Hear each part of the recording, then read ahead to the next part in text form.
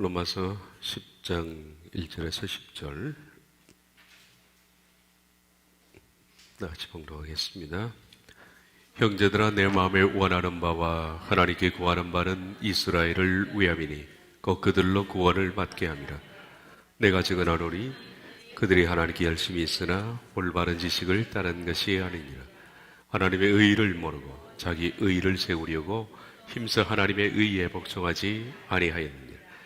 그리스도는 모든 믿는 자에게 의의를 이루기 위하여 율법의 마침이 되시니 모세가 기록하되 율법으로 말미암는 의의를 행하는 사람은 그 의의로 살리라 하였거니와 믿음으로 말미암는 의의는 이같이 말하되 네 마음에 누가 하늘에 올라가겠느냐 하지 말라 하니 올라가겠느냐 하면 그리스도를 모셔 내리려는 것이요 혹은 누가 무저갱에 내려가겠느냐 하지 말라 하니 내려가겠느냐 하면 그리스도를 죽은 자 가운데서 모셔 올리는 것이라. 그러면 무엇을 말하느냐? 말씀이 네게 가까워 네 입에 있으며 네 마음에 있다 하였으니 곧 우리가 전파하는 믿음의 말씀이라. 네가 만일 네 걸어 예수를 주로 시인하며 또 하나님께서 그를 죽은 자 가운데서 살리신 것을 내 마음에 믿으면 구원을 받으리라. 사람이 마음으로 믿어 의에 이르고 입으로 시인하여 구원에 이르느니라. 아멘.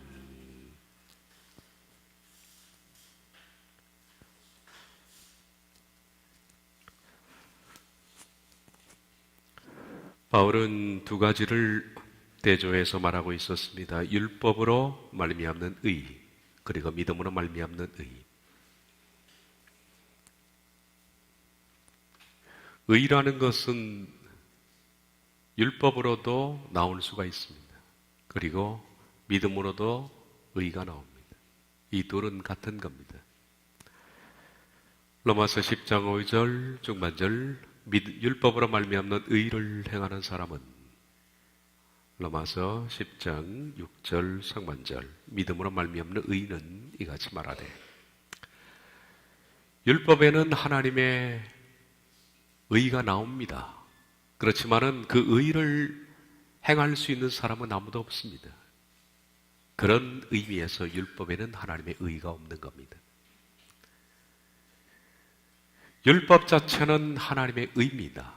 이 말을 정확하게 이해할 필요가 있는데 율법에는 하나님의 의가 없다는 것은 율법이 하나님의 의가 아니라는 말이 아닙니다. 율법은 하나님의 의입니다. 그러나 율법이 제시하는 하나님의 의를 지킬 수 있는 사람은 없기 때문에 율법에는 하나님의 의가 없다 이렇게 표현하는 것뿐이라 라고 말했습니다. 율법이 제시하는 하나님의 의, 거기에 충족할 만한 인간은 아무도 없습니다. 율법은 하나님의 엄중한 법입니다. 만약에 이 율법을 지킬 수만 있다면 사람은 율법으로 말미암아 구원을 받습니다. 그러나 율법의 기준에 이를 자는 이 세상에 아무도 없습니다. 로마서도 그것을 규정하고 있습니다. 율법의 기준에 이를 자가 없습니다. 그래서 율법 자체가 하나님의 의지지만은 율법을 통해서 하나님의 의를 이룰 수 있는 사람이 없다. 그런 의미에서 율법에는 하나님의 의가 없다라고 말하는 겁니다. 율법의 기능은 죄를 자각하는 것에 목적이 있다. 죄를 지적하는 겁니다. 그래서 제가 그런 의미에서 로마서에서 율법을 다른 단어로 지금까지 써왔습니다. 사망고지서라는 겁니다. 하나님은 그 율법이 제시하는 하나님의 의에 인간이 도무지 이룰 수 없기 때문에 하나님의 의를 충족할 수 있는 다른 방법을 제시하셨습니다. 그것이 바로 율법 외에 나타난 하나님의 의입니다. 만약에 율법이 제시하는 하나님의 의에 아무도 충족하지 못한다면 이 세상에 어떤 사람도 구원을 받을 수가 없습니다. 그런데 하나님께서는 율법에서가 아닌 다른 곳에서 하나님의 의를 인간이 충족해서 구원을 받을 수 있는 다른 방법을 제시하셨는데 그것이 복음이라. 복음은 율법이 제시하는 하나님의 의를 충족시킬 수 있는 방법을 제시합니다. 그래서 복음이 복음입니다. 기쁜 소식입니다. 복음은 하나님의 영광에 결핍된 사람이 율법이 제시하는 그 법에 이르지 못하는 인간, 그래서 하나님의 영광에 결핍된 사람이 예수 그리스도로 말미암아, 그것은 예수님께서 시작하셨기 때문에, 이 복음을 예수님이 시작하셨기 때문에 예수 그리스도의 믿음으로 말미암아 우리가 의에 이르는 방법을 제시하셨습니다. 먼저 그 믿음은, 그 복음은 이렇게 먼저 말합니다. 지키지 마라. 율법이 지키려고 했던 것을 복음은 지키지 마라 라고 말한다. 복음은 말합니다. 율법을 지켜서 구원받을 수 없다. 그러니 율법이 지키려고 하는 것을 지키지 마라. 어떤 의미에서 이 말씀은 유대인들에게 주는 말씀입니다. 그것이 6절 7절입니다. 믿음으로 말미암는 의인은 이같이 말하되 네 마음에 누가 하늘에 올라가겠느냐 하지 말라 하니 올라가겠느냐 함은 그리스도를 모셔 내리려는 것이요 혹은 누가 무저갱에 내려가겠느냐 하지 말라 하니 내려가겠느냐 함은 그리스도를 죽은 자 가운데서 모셔 올리려는 것이라. 율법을 행하는 사람들은 그렇게 말합니다. 나는 하늘에 올라갈 수 있다. 믿음은 말합니다. 그렇게 말하지 마라. 하늘에 올라갈 수 없다. 율법은 말합니다. 무저갱에 내려갈 수 있다. 믿음은 말합니다. 그렇게 말하지 마라. 다시 말해서 율법은 율법을 철저히 지키기만 하면 내 힘으로 구원을 받을 수 있다라고 말합니다. 유대인 아닙니까? 율법을 철저히 준수하면 하나님께서 우리에게 율법을 준수하라고 했기 때문에, 그래서 율법을 주셨기 때문에 율법을 지키기만 하면 우린 하늘에 올라갈 수 있다. 인간이 어떻게 하늘에 올라갈 수 있습니까? 여기서 하늘은 천국을 의미하는데 내 힘으로 올라갈 수 있다. 만약에 율법을 지키지 못하면, 율법을 지키지 못하기 때문에 그는 지옥 곧 무저갱으로 들어간다. 복음은 말합니다. 그렇게 말하지 마라. 다시 말하면 율법을 지키고 안 지켜서 천국 가거나 지옥 가는 문제가 아니다.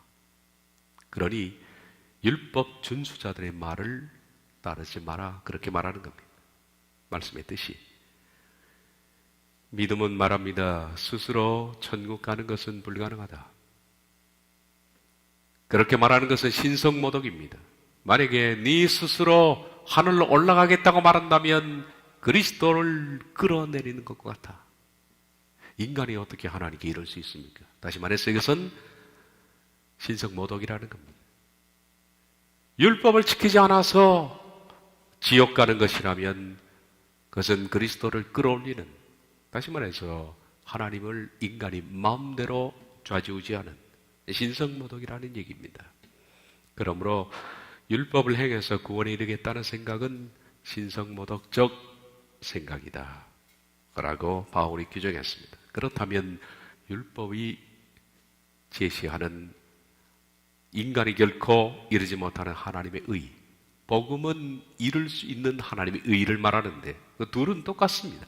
율법이 제시하는 하나님의 의나 복음이 제시하는 하나님의 의는 똑같습니다. 그런데 어떻게 하면 복음이 제시하는 하나님의 의, 곧 구원에 이룰 수 있을까? 믿음은 뭐라고 말하느냐?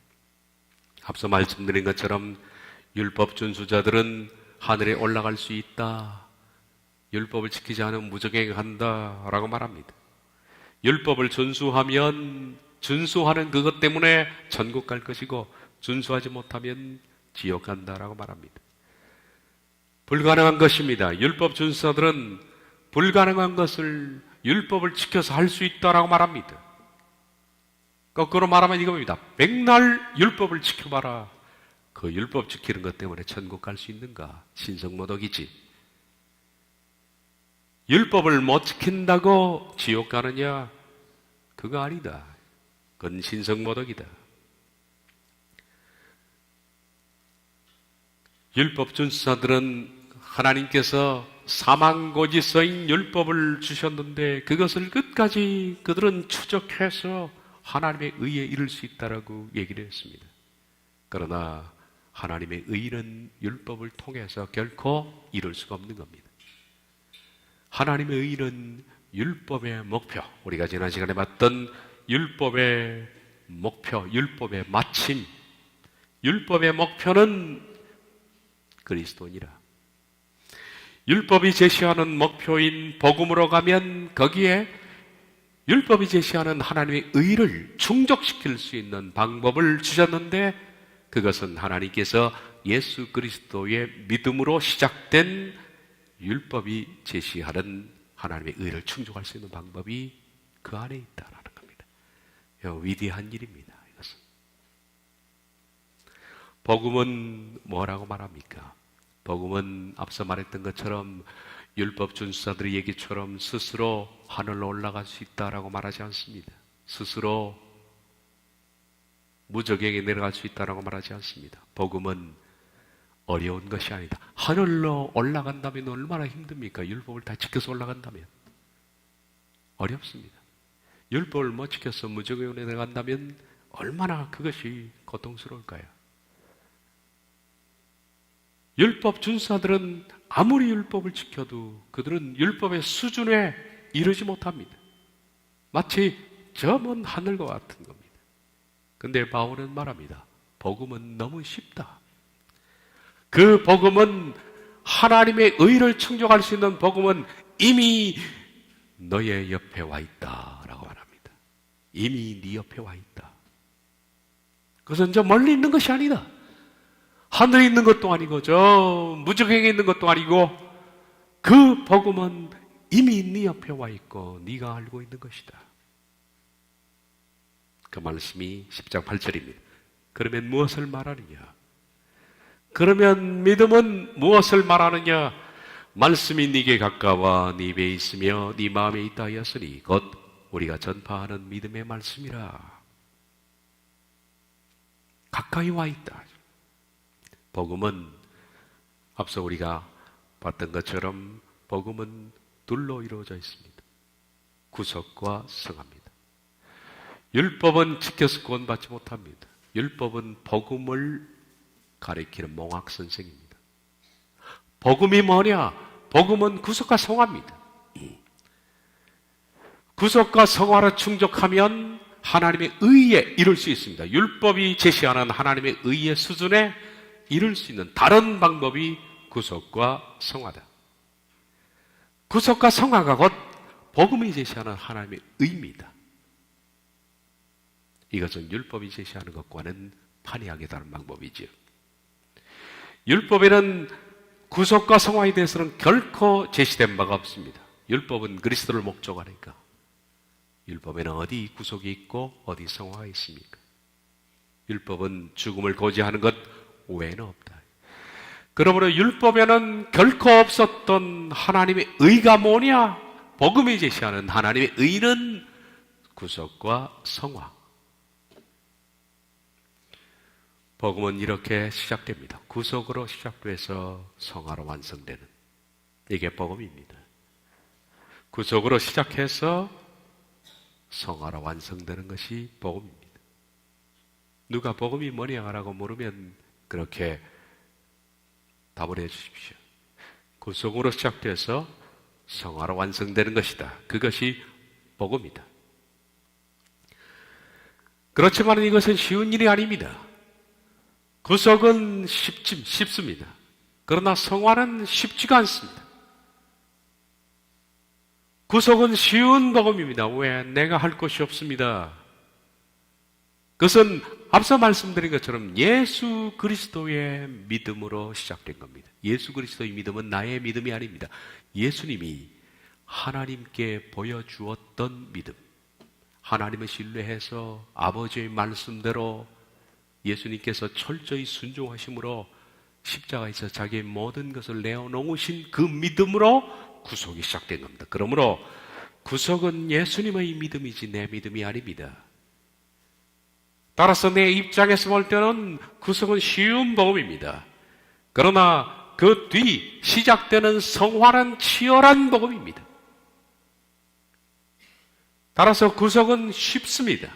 구속의 문은 넓습니다. 그러나 성화는 좁은 길입니다. 이스라엘 백성들의 예를 봅시다. 이스라엘 백성들은 애굽에서의 노예 생활을 했습니다. 애굽은 세상을 상징하죠. 하나님께서는 애굽에서 노예 생활했던 이스라엘 백성들을 구원하실 계획을 세우셨습니다. 그들이 구원이 어떻게 진행되는지 그리고 마침내 하나님께서 실행하셨습니다. 그 첫 번째가 구속으로부터 시작됩니다. 애굽에 있는 모든 사람과 동물의 장자를 죽이셨습니다. 그리고 이스라엘은 아무것도 단지 딱 하나 어린 양의 피를 설주와 문 임방에 바르는 겁니다. 그 외에는 하는 것이 없습니다. 이게 너무나 쉬운 일입니다. 그들은 다른 일들을 전혀 하지 않았습니다. 그냥 양을 잡아서 믿음을 가지고 그 피를 문 임방과 설주에 바르는 겁니다. 그럼 그 피를 보고서 죽음의 사자가 뛰어넘었습니다. 뛰어넘은 겁니다. 이미 죽었구나라고 뛰어넘었습니다. 이것은 구약에서 제시된 예수님의 십자가입니다. 예수님을 상징하는 어린 양의 피를 문 설주와 임방에 발라두었기 때문에 그 피를 먹어서 죽음이 건너뛴 겁니다.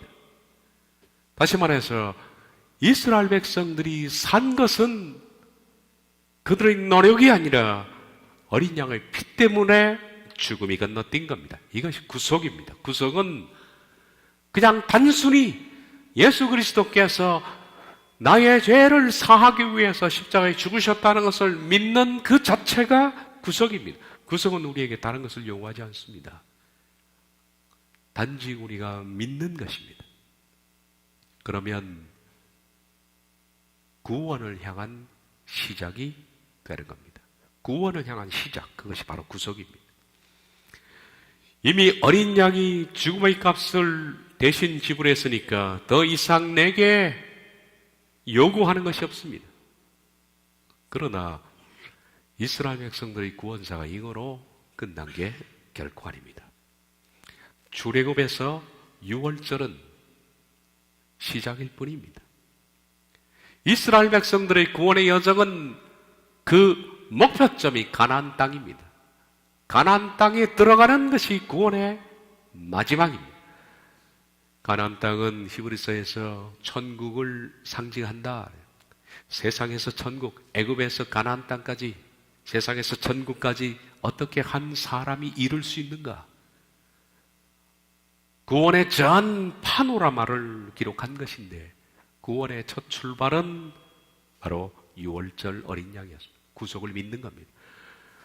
6월절 어린 양의 구속을 믿는다고 그들의 구원이 끝났습니까? 그들이 갑자기 타임머신을 타고 가나안 땅으로 들어간 것이 아니지 않습니까? 어린 양의 구속 이후에 그들은 광야 40년 동안의 길을 걸으면서 그 목적지인 가나안 땅까지 걸어가야 하는 긴 여정이 남아 있는 겁니다. 이것이 성화의 문제라. 구원은 뭘로 이루어진다고요? 구속과 성화입니다. 구속은 단 아주 짧은 시간에 이루어지는 겁니다. 피를 바르는 것으로 끝나는 겁니다. 그러나 성화는 전 삶의 문제입니다. 전 삶의 문제입니다. 6월절 어린 양으로 이스라엘 백성들이 구원된 것은 아닙니다.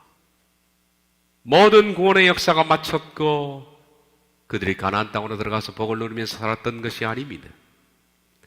그 다음 그들에게 다가온 것은 기나긴 구원의 여정, 구원의 길, 이것이 남아 있습니다. 구속받은 이스라엘 백성들은 구원에 들어간 것이 아니라 구원으로 향하는 긴 여정으로 들어간 것입니다. 광야 40년 동안에 그들은 그러므로 치열한 전투를 치러야 했다. 하나님께서 그들을 그들이 순종하느냐 불순종하느냐, 그들의 말이 불평으로 가득 찼느냐, 하나님께 징계하시죠.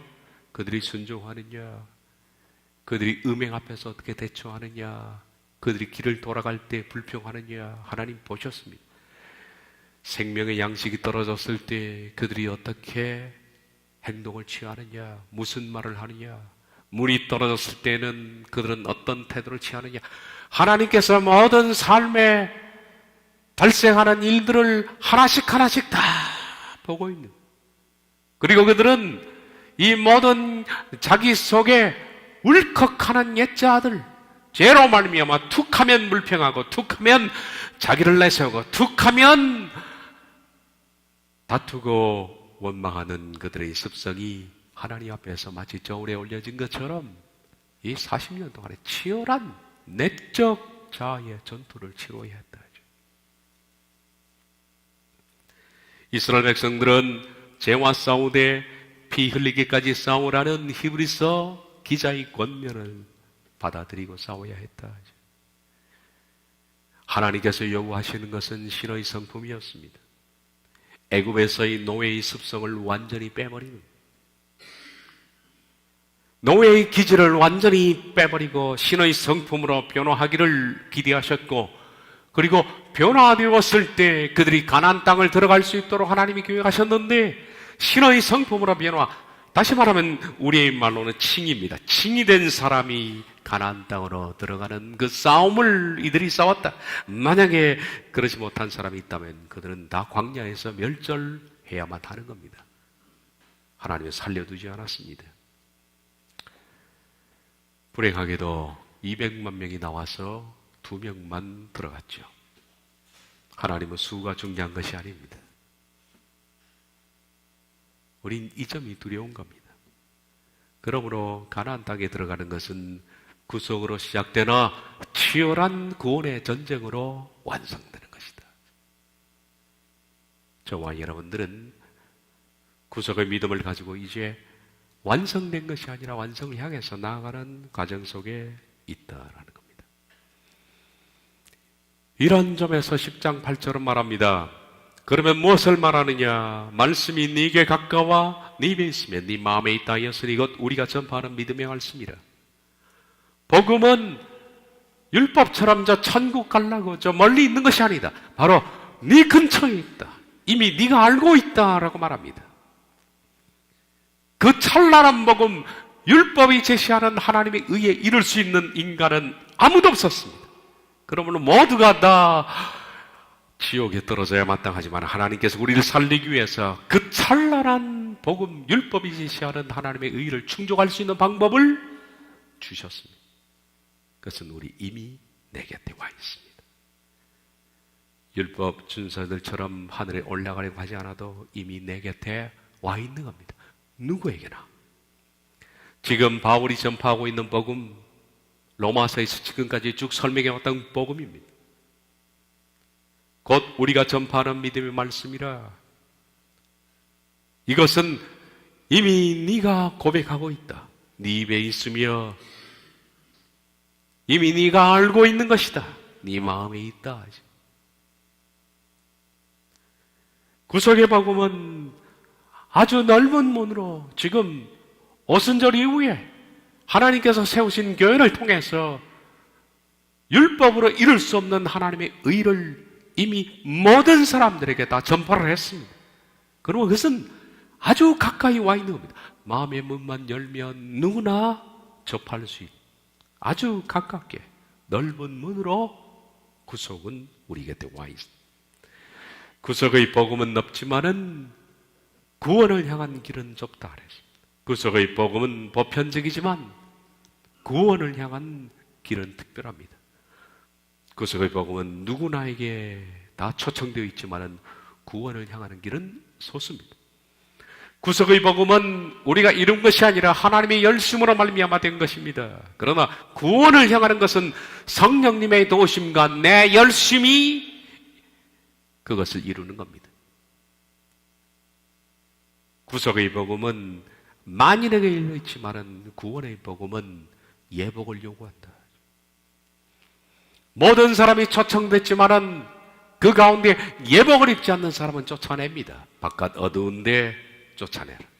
거기서 슬피 울며 이를 갈미 있으리라. 구원은 예복을 반드시 요구한다. 그러면 무엇을 말하느냐? 말씀이 네게 가까워 네 입에 있으면 네 마음에 있다 하였으니 곧 우리가 전파하는 믿음의 말씀이라. 구속의 복음은 지금 네가 다 알고 있는 것이다. 아주 보편적으로 네 곁에 와 있다는 겁니다. 그래서 누구에게나 열려 있고 어떤 누구라도 다 초청한다. 율법에는 하나님의 의가 나타나 있지 않지만 복음에 나타난 하나님의 의는 만인에게 누구에게나 활짝 열려 있고 넓은 문으로 누구든지 원하는 사람은 나오라고 그 복음은 초청을 하고 있다. 그것이 바로 구속의 복음입니다. 종종 우리들은 구원에 이르는 길이 어렵다고 평합니다. 구원에 이르는 길이 어렵다. 제게 어떤 사람들이 종종 메일을 보내옵니다. 그 메일 가운데 가장 많은 질문이 구원이 어렵다는 겁니다. 너무 어렵고 너무 가기 힘들다고 푸념을 합니다. 그런데 여러분 생각을 바꿔보십시오. 푸념하는 사람들은 과연 영생의 가치를 알고 있을까? 그 영생이라는 것이 얼마나 어마어마하며 영벌이라는 것이 얼마나 두려운 것인가? 영생이라는 것이 얼마나 엄청난 큰 선물이라는 걸, 그 가치를 알고 있다면 여러분 불평하지 않습니다. 구원이 어렵다고 불평하지 않습니다. 뭐가 어렵습니까? 영생의 가치를 크게 생각하지 않으니까 구원이 어렵다고 얘기하는 겁니다. 내적 자가 죽는 것이 이렇게 어렵다고 생각을 합니다. 여러분, 그 엄청난 구원의 가치에 비해서 그 구원을 획득하기 위한 우리가 치러내어야 할 대가는 내적 자의 죽음, 이것이 클까요? 영생과 내적 자의 죽음이 이퀄입니까? 결코 그렇지 않습니다. 영생에 비해서 우리가 치르는 내적 전투는 너무 작은 겁니다. 너무 작은 거예요. 그러니 불평할 수 있는 게 아닙니다. 영생의 가치를 모르면 내적 전투가 힘든 거예요. 그러나 그 가치의 엄중함을, 엄청난 걸 안다면 이건 별로 힘든 것이 아니다. 힘든 것이 아니에요. 너무 편안하게 사셔서 그런가 생각이 듭니다. 하나님께서는 우리에게 성화를 요구하시고 영생을 주십니다. 성화와 영생이 같은 걸까요? 하나님께서는 우리에게 영생을 주시기 위하여 하나님이 치러낸 것은 뭐냐? 하나님의 아들 예수님을 십자가에서 내어놓으신 겁니다. 하나님이 죽으셨습니다. 그 사랑과 희생이 엄청난 겁니다. 그 엄청난 희생을 치르고서 우리에게 영생을 주시기 위해서 주셨는데 내적 자가 죽는 것이 그렇게 어렵다고 불평한다는 것은 과연 십자가의 엄중함을 아는 것일까? 의문입니다. 그러므로 십자가를 생각하면 우리의 내적 죽음은 별로 아무것도 아닙니다. 기쁘게 갈 수가 있는 겁니다. 그러므로 영생의 가치를 아는 사람은 불평하지 않습니다.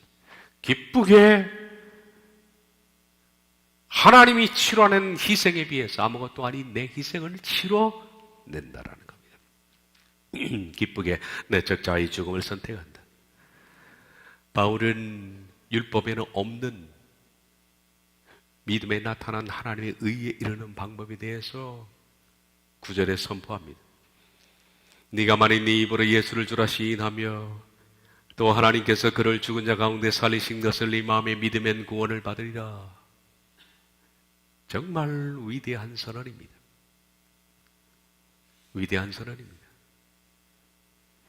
율법에 없는 복음에 있는 하나님의 의가 뭐냐? 바울은 9절에서 복음에 나타난 하나님의 의를 우리가 얻을 수 있는 방법 두 가지를 제시합니다. 첫째는 시인, 그 두 번째는 믿음입니다. 시인하고 네 마음에 믿으면 구원에 이른다는 겁니다.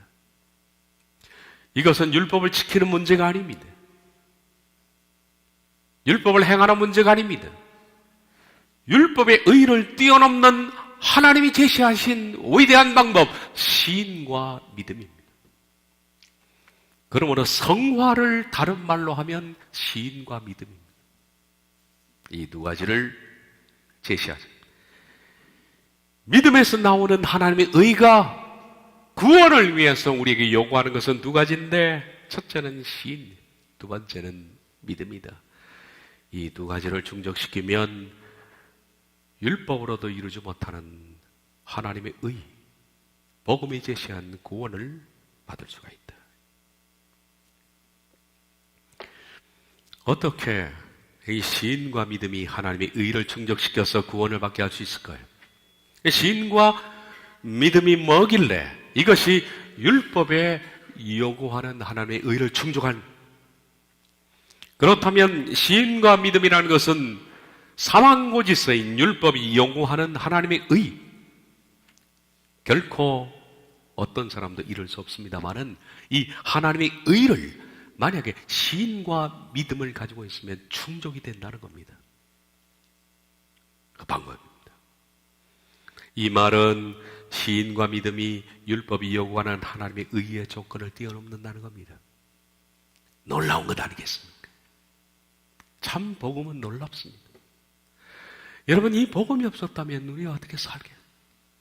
이 복음이 없었다면 우리가 어찌 무슨 희망을 얻을 수가 있겠습니까?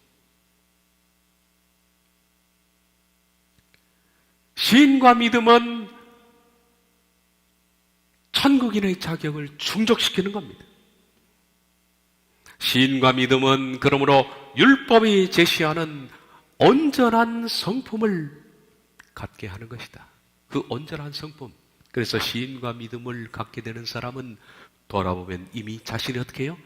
율법을 지키고 율법을 충족시키기 위해서 애를 쓰지 않더라도 시인과 믿음이 된 사람들은 자기를 돌아보니까 율법을 뛰어넘은 거예요, 벌써. 율법은 내가 돌아보니까 벌써 율법의 수준을 내가 뛰어넘은 거예요. 여러분들이 구원에 이르기 위해서는 이 상태가 되어야 합니다. 어느 날 돌아보니까 율법이 요구하는 것을 내가 뛰어넘어 버렸어. 그런 사람이 돼버린 거예요. 그럴 때 하나님의 의가 충족되는 거예요. 그게 뭐라고요? 시인과 믿음이에요. 시인과 믿음. 간단하게 두 단어로 조합된 이것은 실은 뜯어보면 간단하지는 않습니다. 먼저 시인입니다. 호모로게요. 호모라는 것은 같아. 호모하는. 호모는 같아라는 뜻입니다. same이라는 뜻. same. 같아. 레고는 말하다라는 뜻입니다. 그러므로 호모레고는 같은 것을 말하다라는 뜻입니다. 같은 것을 말하다라는 것은 무슨 뜻이냐면 내가 혼자 있을 때 말하는 것과 다른 사람이 모였을 때 말하는 것이 같다라는 뜻입니다. 혼자 골방에서 하는 얘기와 다른 사람이 있을 때 공적으로 하는 얘기는 똑같다. 그게 바로 호모레고입니다. 다시 말해서 이것은 공적인 자리에서 내가 사적일 때와 똑같이 고백하고 똑같이 찬양하는 것을 의미하는데, 이 당시의 사건은 뭐냐 하면 공적인 신앙 고백은 지금 우리처럼 아무런 문제가 야기되지 않는 그런 상황이 아닙니다. 골방에서 하는 신앙 고백이 아니라 만인들이 모여있는 장소에서 공적인 신앙 고백은 그 당시에는 죽을 수 있습니다. 박해가 있는 상황이니까. 죽을 수 있고, 그리고 내가 가진 모든 것들을 뭐 직이든 재산이든 한꺼번에 다 잃을 수 있는 상황입니다. 그게 바로 호몰레곤. 숨어서 혼자 하나님 앞에서 기도하면서 누구나 고백 못하겠습니까? 다 할 수 있죠. 그런데 목숨이 담보되어 있고 내 모든 삶이 다 담보되어 있는, 내가 이 고백을 함으로 말미암아 내 가족까지도 운명을 달리할 수 있는 그런 상황에도 내가 사적으로 골방에서 했던 기도를 통한 그 고백과 공적인 고백이 일치되는 것을 가르쳐서 시인이라고 부릅니다. 호모레고. 그러므로 시인한다는 것은 지금 우리가 사적으로 고백하는 것, 교회 와서 고백하는 것, 이 정도 상황이 아닙니다. 진짜 시인은 제가 보기에 한국에서 박해 상황이 생겼을 때 종종 이슬람에서 고백함으로 찢겨 죽고 도끼로 사지를 잘려 죽는 그런 상황일 때의 고백이 진짜 시인입니다. 그때 쓸 수 있는 단어가 호모레고입니다.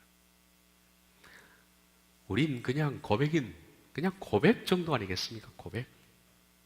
시인해도 아무런 불이익을 받지 않는 상황. 목숨을 담보한 그 시인. 이것이 바로 시인입니다. 이런 시인으로 말미암아 그 사람이 구원을 받은 것은 아닙니다. 시인은 시작일 뿐입니다. 먼 구원을 향한 시작일 뿐입니다. 그 다음 성화의 길을 통칭하는 단어가 뭐냐면 믿음입니다. 시인은 한순간의 문제입니다. 여러 사람들 앞에서 목숨 내걸고 내 생명 죽더라도 나 뺏기더라도 한순간에 내 뱉을 수는 있습니다. 용기를 갖고. 그러므로 시인은 한순간의 문제입니다. 다음으로 믿음은 한순간의 문제가 아니라 평생의 문제다. 평생의 문제. 복음은 시인과 믿음입니다. 믿음이라는 것은 시인 이후에 그가 평생도록 걸어가야 하는 전 삶의 과정입니다. 믿음이라는 것은 단순한 인정과 고백을 말하는 것이 아닙니다. 입술의 인정과 고백은 믿음이 아닙니다. 시인입니다. 많은 사람들이 오늘날 예수 그리스도를 내 믿음으로 고백했다고 그가 믿음으로 구원받았다라고 생각합니다. 오늘날에 예수님이 나의 구주입니다 라고 얘기하는 것은 고백이지 시인도 아닙니다. 시인 아닙니다. 왜냐하면 지금 예수님이 내 구주입니다 라고 고백하는 사람들, 이슬람 상황에서 고백하면 목 잘라, 고백하면 가족 다 죽이고 다 뺏고 하는 상황에서도 공적으로 고백할 수 있을까요? 그러므로 그들의 고백은 고백도 아닙니다. 진짜 시인이 아니라는 거예요. 많은 사람들이 시인하면 믿음을 가졌다고 생각합니다. 시인은 믿음을 향한 출발일 뿐입니다. 그건 참 안타까운 일이죠. 시인 이후에 믿음은 전 삶의 과정에서 평생토록 내 내면의 문제입니다. 옛자를 죽이는 것인데 이것은 성령님의 도움을 우리에게 허락하셨습니다. 내가 너희를 고아처럼 내버려 두지 않을 것이다. 성령님은 우리에게 곁에 오십니다. 내가 죽고자 하는 사람을 돕는 겁니다. 죽고자 하는 교회를 돕는 것입니다. 죽고자 하는 교회에 성령님은 임합니다. 그것이 바로 성령님의 공동체에 내주하시는 겁니다. 누구에게? 죽고자 하는 사람들의 모임 속에 성령님은 내주하시는 겁니다.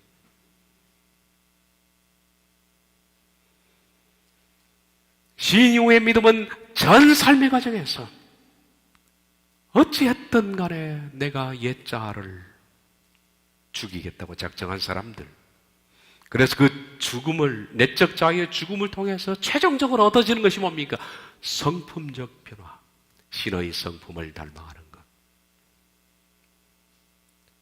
신의 성품의 열매, 그 과정, 그것을 맺는 모든 과정을 한마디로 통칭해서 쓰는 단어가 믿음이지, 머릿속으로 알고 있다는 그것이 믿음이 아닙니다. 머릿속으로 알고 있는 것은 시인도 아니에요. 그것은 고백입니다. 그것은 고백입니다. 시인도 아니에요. 시인 이후에 내적 자가 죽어가서 열매를 맺는 전 과정을 믿음이라 부른다. 그러므로 하나님께서 그를 죽은 자 가운데서 살리신 것은 네 마음에 믿으면, 이라는 것은 전 삶의 과정을 통해서 예수 그리스도로 인한 내적 자아의 죽음을 한마디로 성화되는 것을 의미하는 그것이 바로 믿음이다. 어려울까요? 아까 말씀드린 것처럼 어렵다 그럽니다. 그러나 어렵다는 것은 영생의 가치를 가소평가해서 어려운 겁니다. 여러분, 이 영생을 얻기 위해서 내적 자아의 죽음은 아무것도 아닌데 이건 치러낼 가치가 있는 겁니다. 그것도 뭐 치러내면서 어찌 우리가 하나님의 의를 얻겠다고 그럽니까? 여러분, 율법이 요구하는 하나님의 의는 엄청난 수준입니다. 엄청난 수준. 그것은 모든 죄를 떨쳐버린 하나님의 칭의의 상태로 올라가는 것인데, 그것은 행인을 통해 절대 안 되니까 하나님께서 그를 내면을 죽이셔서 성품을 바꿔버리는 거예요. 성품이 바뀌어진 사람이 율법의 행위를 보면 이미 그는 어떻게 됐을까요? 율법을 지킬 필요가 없는 게 바뀌어져 있는 거예요.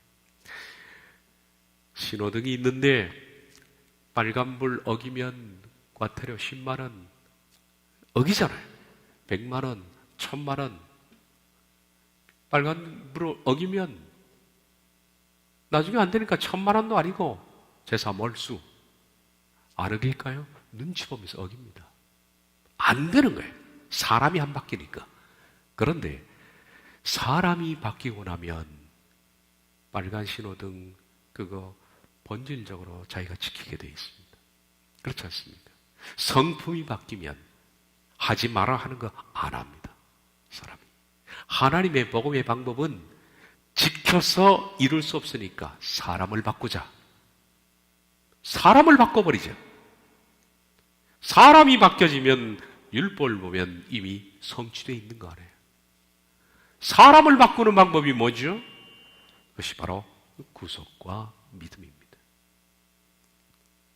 성령님의 도우심으로 말미암아 그의 옛자아를 죽이자. 그리고 그의 성품을 신의 성품으로 만들자.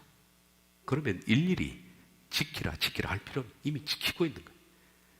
이게 바로 복음이에요. 그리고 복음의 요구는 반드시 사람이 내면이 죽어서 신의 성품의 상태에 오르는 겁니다. 이게 어렵더라도 우린 가야 해요. 왜냐하면 영생의 가치와 비교가 안 되는 거기 때문에.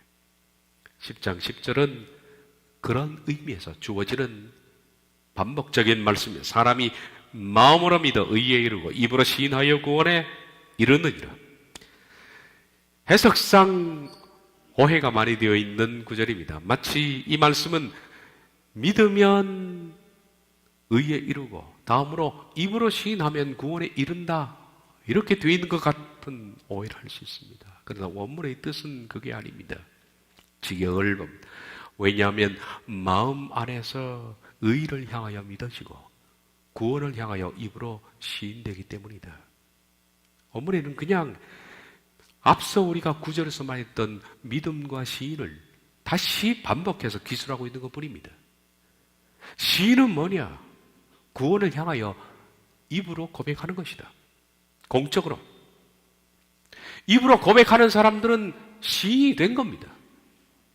그 다음에 내 마음속으로 하나님의 의를 향하여 계속적으로 일평생 동안의 믿음을 갖게 되면 그 사람이 구원을 받는다는 얘기입니다. 따라서 10장 10절은 별다른 말씀이 아니라 9절과 같은 겁니다. 9절, 네가 만일 네 입으로 예수를 주로 시인하면 이겁니다. 구원을 향하여 입으로 시인되기 때문이다. 또 하나님께서 그를 죽은 자 가운데 살리신 것을 내 마음의 믿음의 구원을 받으리라. 왜냐하면 마음 안에서 의를 향하여 믿어지고 이게 평생 가는 문제입니다. 그러니까 9절은 10절과 똑같은 내용입니다. 별다른 내용은 아닙니다. 그렇게 해서 시인으로 시작된 구원은 믿음으로 완성된다. 우리가 얼만큼 와 있는지 모르겠습니다. 그건 얼만큼 여러분이 치열한 싸움을 하는지 모르겠습니다. 변화의 증거를 보여주시기를 바랍니다. 변화의 증거를 내 자신에게도 그리고 옆 사람에게도 우리 공동체에도 여러분이 증명을 좀 해보십시오. 내가 변화됐다는 것을. 언제까지나 비틀비틀하겠습니까? 시간은 자꾸 가는데. 언제까지나 시간을 낭비하겠습니까?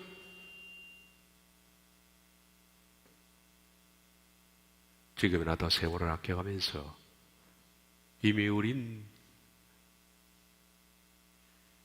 시인이라는 상황에 이르렀다고 생각할 때 우리의 믿음을 끝까지 그리스도를 받아오면서 완성해 나가는 저와 여러분 되시기를 바랍니다. 기도하겠습니다.